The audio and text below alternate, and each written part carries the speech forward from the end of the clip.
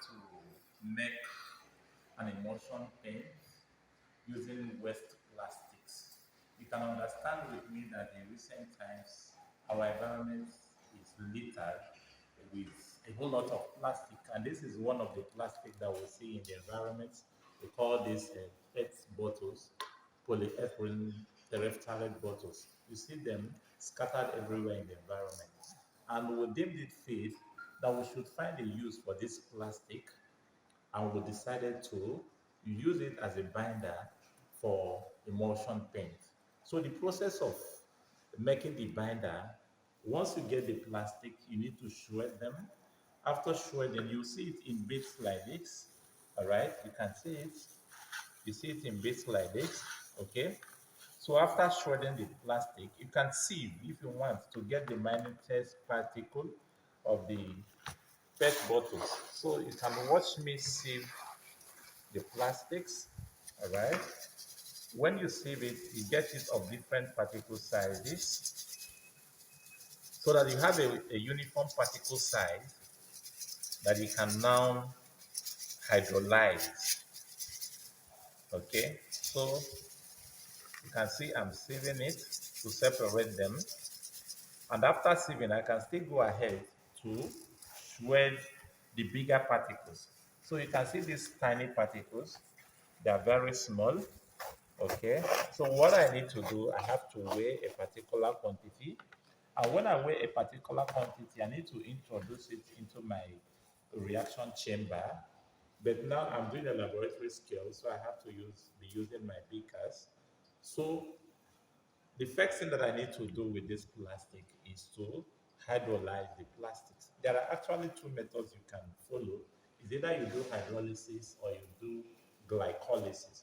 And when you're doing hydrolysis, you're going to use sulfuric acid. So I will dissolve this in sulfuric acid. I have tried using like 10 molar sulfuric acid, but when I did that, I noticed that it didn't work. So I'm going to use a concentrated sulfuric acid. Okay. And I have done that already. So after the hydrolysis, this is what I got. Okay, you can see the milky nature of the PET bottles. So after the hydrolysis, I'm going to get this. But one will ask, after the sulfuric acid dissolution of the PET bottles, when you're using it to mix paint, that means the paint is going to be acidified. Definitely. So what I need to do is to neutralize this solution with a sodium hydroxide. And once I neutralize it, I think I'm good to go. So you can see I now have a binder that is milky in color and also thick. Okay, it looks like the normal polyvinyl alcohol that is used for emulsion paints or the styrene acrylic. So once I get my binder, the next thing that I'm going to look out for is the rheology modifier, or what people call the thickener for paints. And I decided to make use of bamboo cellulose. So you can see the bamboo. Okay, the bamboo is in plentiful supply in Nigeria. So you can see I have to get the dry bamboo, crush it, okay, because you find out that there are bamboo everywhere. And what people do when they use bamboo as support in houses, in building houses, after that people go and fetch the bamboo and burn it as firewood, which is totally wrong because it contributes to global warming. Because when you use bamboo as firewood, it contributes to CO2, which leads to global warming. So instead of using it in that direction, bamboo contain about 40 to 50% cellulose. So what we intend to do is to be able to extract the cellulose from bamboo, and we did that by series of hydrolysis, and we're able to get this cellulose. So you can see that, okay, from this bamboo, all right, that is crushed, we are able to get the cellulose, all right?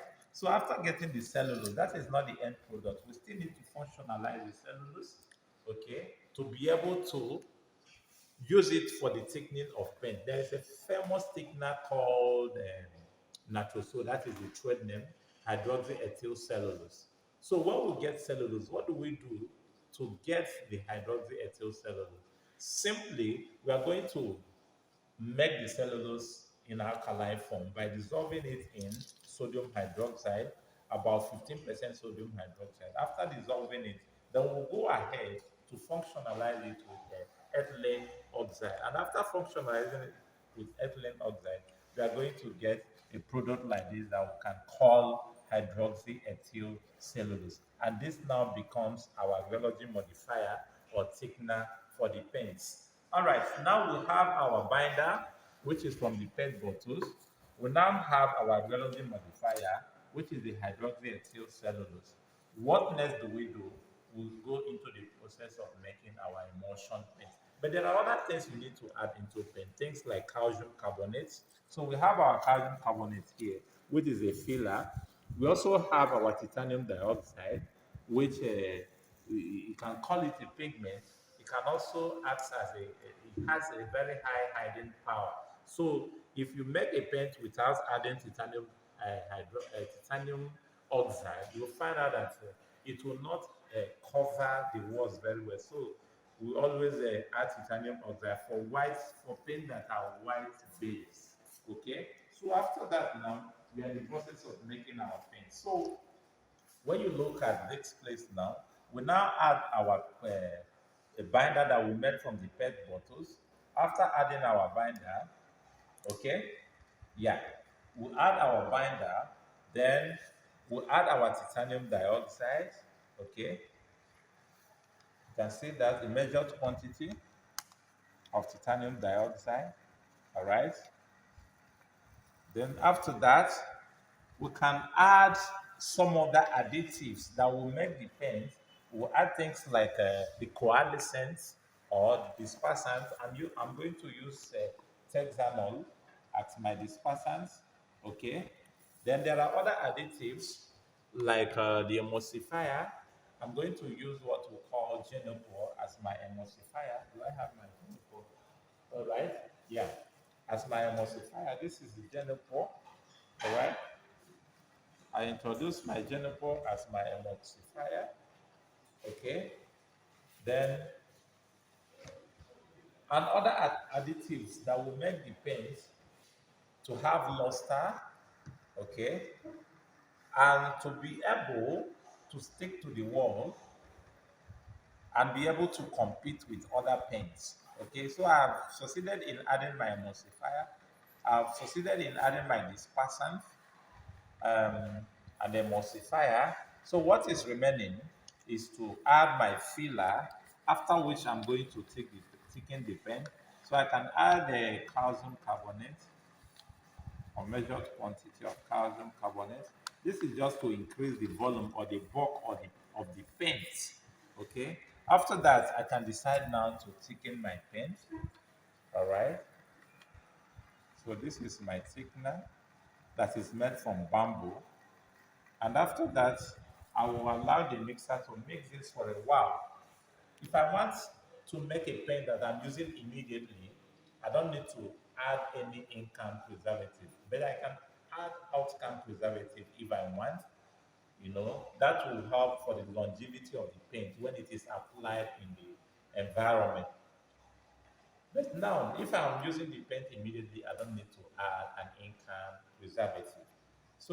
But if you decide to add, maybe you're making a paint that you keep for a long time, you can add things like formaldehyde or some other biocides that you deem fit for your paint. So after that, I will allow the paint to mix for a while, for about 20 to 30 minutes, and the paint is ready. So you can now see that I didn't use the famous binder that we know, which is a polyvinyl acetate or styrene acrylic. I also didn't use the normal nitrosol that we know, which is a hydroxyethyl cellulose.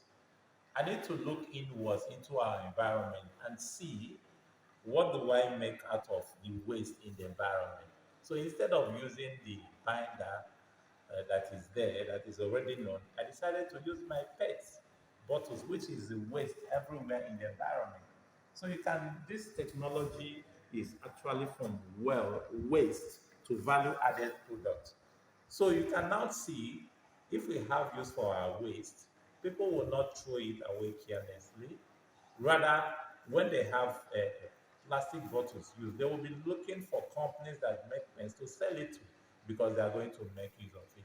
And by so doing, we won't have all these waste in our environment, littering our environment, destroying our oceans and seas, destroying our agricultural farms because they are not biodegradable. So after the paints now, we'll now go further to test the other properties of the paint, like the drying properties, the adhesion properties, and so on and so forth. Thank you.